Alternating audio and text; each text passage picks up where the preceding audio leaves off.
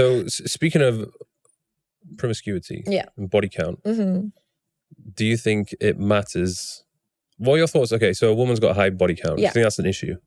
I think it's no more of an issue than when a man has a body count that's really high. Absolutely. Okay, so that's quite debatable. Yeah, I would say if a man's got a high body count, obviously the woman's probably not going to be too happy with that. But from that, the man's going to gain a lot of experience. Yeah. He may even potentially get quite a lot of whatever it is out of his system. Yeah. Because if a man, let's say for example, if he gets married very early, he's only been with one or two women. When he gets to 30s, mid-30s, maybe he's going to start thinking, I didn't really have that period of time where I could just go on a bit of a mad one. Yeah. I feel like everyone has a hoe phase, both males and females. Yeah. A lot of them. So I think, I mean, it's if you're talking about like in the hundreds or thousands, okay, that's probably a red flag. Yeah. But there's an amount where I feel like it's almost a necessity for a man to have a greater understanding of different women. Yeah. And even just how to be in the bedroom. Well, I was talking about this quite recently, and I always say it's bad for both, but worse for men. And I'll tell you why. Worse for men, I'll tell you why.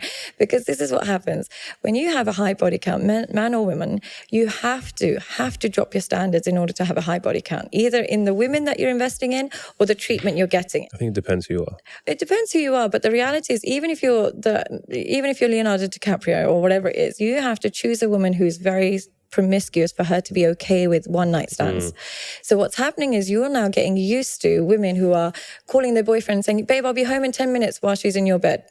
You are getting used to women who are like sleeping with you and then going off to sleep with your friend the next day. You are getting used to women who don't even reply and don't care if you have see them again or not. You are getting used to such low quality of women that when you meet a girl who's also low quality, but she's slightly above the usual promiscuous hoe that you're used to, you start glorifying her and thinking she's amazing because your comparison level has dropped so low. You are so used to that woman that has nude pictures online, or the one that's cheating on her boyfriend to sleep with you, or the one that is just sleeping with you and your friends. You're so used to such a low level of woman, you no longer have the skills and tools required to speak, to communicate, or be with a wholesome, good woman that can maintain a marriage. You are now going to attract another broken person because your standards have dropped. And the other thing that I would say is when you sleep around, there is no way you can sleep around with so many people and not feel some level of shame and guilt, because there's always that girl that you meet and then in the morning you're like, oh, please go away. There's always that, no matter what. So when you get that level of shame and guilt, the only way to feel better about yourself is to start saying, well, it's only sex. It doesn't matter. Oh, it doesn't matter if she was a bit shit. It's only sex.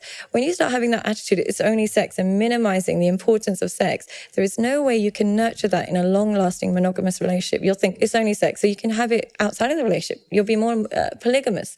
So whereas for women, it's not good either. I'm not saying it's a good thing for women, but men risk pregnancies. Yeah. Women can get rid of a baby. They have let's say a woman doesn't want to be with you. She has a baby, she gets pregnant, she gets rid of it that day. But say the average woman, if she gets pregnant with Mike fucking Thurston, she's keeping it. And you have no say in that.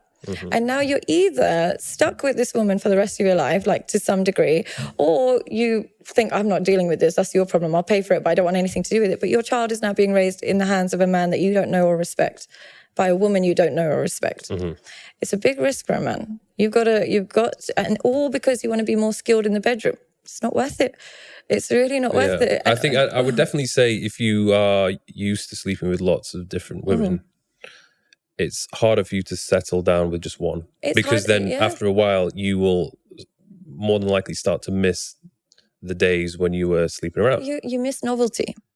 You just miss novelty. It's not that you enjoy sleeping around. How sex is sex. How great can it be? But it's difference, new. Men are designed to like novelty. Now, when you've done that so many times, to then be with one person for the rest of your life becomes almost impossible. And so what you do is you start minimizing how good monogamy is. You're like, oh, that sounds boring. But the reality is children need it. Children need it. Your parents need it. They like to see that you're monogamous in a relationship. Your children are being raised well. And also the other thing is people think that high body count means good in bed. Actually, men that have 2 or 3 good long-term relationships know a woman's body better than men who sleep around lots of one-night stands. Because the one-night stand guy that's had 1,000 bodies is just learning what makes him feel good. But it depends if that woman didn't unlock that man's But usually women he's in a relationship do that with better than the one-night stand. She's not going to... A man that's a one-night stand with a girl he doesn't respect, he's like, I don't need to give you the best night. I just need to... And then you can go. But when you are in a long-term committed relationship, you invest time and energy to be pleasing and satisfying. So it's actually not linked to satisfaction. Men that come out of long-term relationships with maybe a few partners tend to be better than ones that have been 1,000 one-night stands because they learn the skills and etiquettes it takes to create intimacy.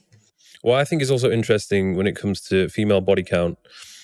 Obviously, I'm not a fan of high female body count. But let's say, for example, if she has been with extremely highly successful men in that top 1%, then it wouldn't bother me as much in comparison to if she'd just been sleeping around with a load of losers. Why is that? I understand, but because why do you think... She's got standards. She's got standards. And she's obviously smart and has an ability to be worthy of dating or being with those top.